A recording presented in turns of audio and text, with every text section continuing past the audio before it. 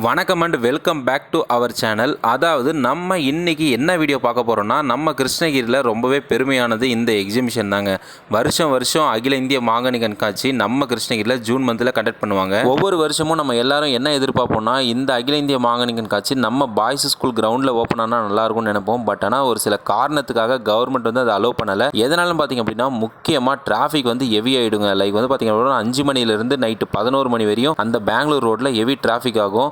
So அந்த பெங்களூர் ரோட்டில் already பார்த்திங்க அப்படின்னா நார்மலாகவே டிராஃபிக்காக தான் இருக்கும். இந்த மாதிரி நிலைமையில் ஜூன் மந்தில் இந்த அகில இந்திய மாங்கனி கண்காட்சி கண்டக்ட் பண்ணாங்க அப்படின்னா டிராஃபிக் அதிகமாக இருக்கும். அப்படின்றனால தான் அந்த ஒரு நிகழ்ச்சியை வந்து அந்த கிரவுண்டில் கண்டக்ட் பண்ண மாட்டேங்கிறாங்க.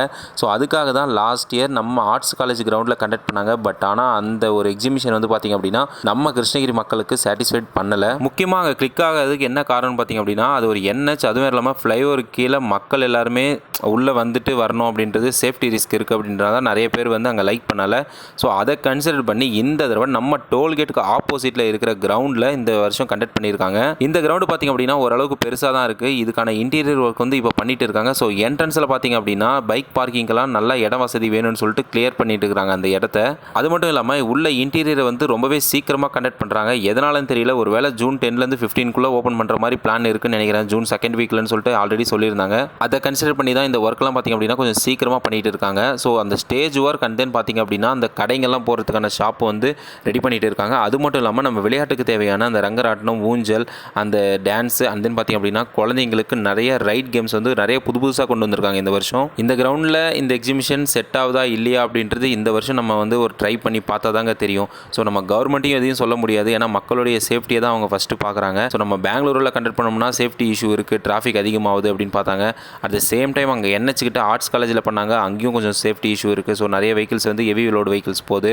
அது மட்டும் இல்லாமல் இந்த தடவை இந்த டோல்கேட்டுக்கு பக்கத்தில் கொஞ்சம் ஓரளவு கிளியராக தான் இருக்குது. நம்ம பஸ் ஸ்டாண்ட்லேருந்து லெஃப்ட் எடுத்துகிட்டு நேராக வந்தோம் அப்படின்னா ஓரளவுக்கு இந்த ஃப்ரீயாக தான் இருக்கும், ஒன்றும் பிரச்சனை இல்லை. ஸோ அதை பேஸ் பண்ணி தான் இவங்க பண்ணியிருப்பாங்கன்னு நினைக்கிறேன். வெயிட் பண்ணி பார்க்கலாம். அகில இந்திய மாங்கனி கண்காட்சி நம்ம கிருஷ்ணகிரியில் இந்த வருஷம் கண்டக்ட் பண்ண ஏரியா ஓகேவா நாட் ஓகேவா அப்படின்றது நமக்கு ஒரு 1 month ஆர் அந்த ஒரு கேப்லேயே தெரிஞ்சிருங்க. அந்த 1 month முடியும் போதே தெரிஞ்சிடும் இந்த இடத்துல கிளிக் ஆச்சா இல்லையான்ட்டு.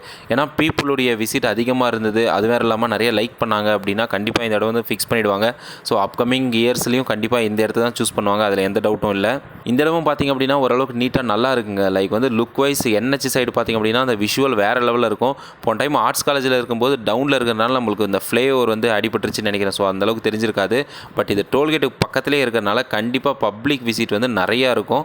அது மட்டும் இல்லாமல் சென்னை போகிறவங்களும் பெங்களூர் போகிறவங்களும் இந்த சைடு பார்த்தாங்கன்னா அந்த ஒரு திருவிழா மாதிரி இருக்க போதுங்க, அதில் எந்த டவுட்டும் இல்லை. Most of the other district peoples வந்து இந்த இடத்த விசிட் பண்ணுறதுக்கு நிறையவே சான்சஸ் இருக்குது மக்களே. ஓகே மக்களே, இன்னொரு நல்ல வீடியோவில் சந்திப்போம். மண்டில் டாடா பாய். மறக்காமல் நம்ம பேஜை சப்ஸ்கிரைப் பண்ணிக்கோங்க.